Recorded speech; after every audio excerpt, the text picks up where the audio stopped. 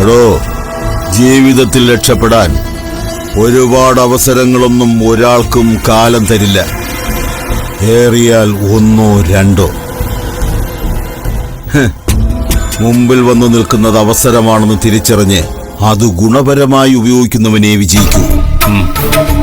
കഠിനാധ്വാനം, കഴിവ്, ഇത് രണ്ടും മാത്രം പോരെ വിജയിക്കാൻ. ക്ഷമയും വേണം.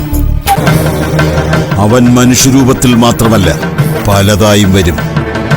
ആലായും അരയന്നമായും മയിലായും മാനായും മനുഷ്യനായും ഒക്കെ അവൻ വരും.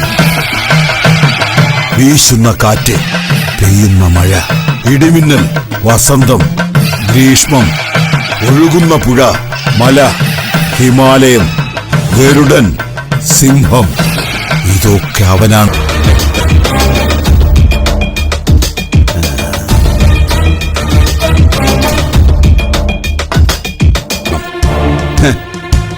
അവൻ പഠിച്ച മന്ത്രങ്ങളെ ജയിക്കാൻ കഴിയുന്ന ഒരു ഉപായം ഞാൻ ഉണ്ടാക്കുന്നതുവരെ എനിക്ക് സമയം വേണം. മന്ത്രങ്ങൾ അവനു മാത്രമല്ല, എനിക്കുമറിയാം.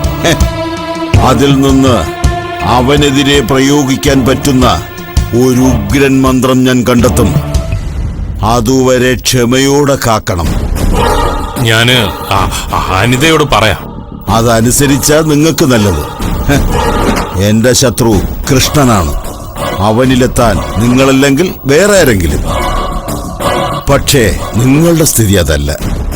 ഞാനില്ലെങ്കിൽ നിങ്ങളെ അവൻ പൊടിയാക്കി മാറ്റും. അതു മറക്കണ്ട. എന്നാ പിന്നെ ഞാൻ അങ്ങോട്ട്.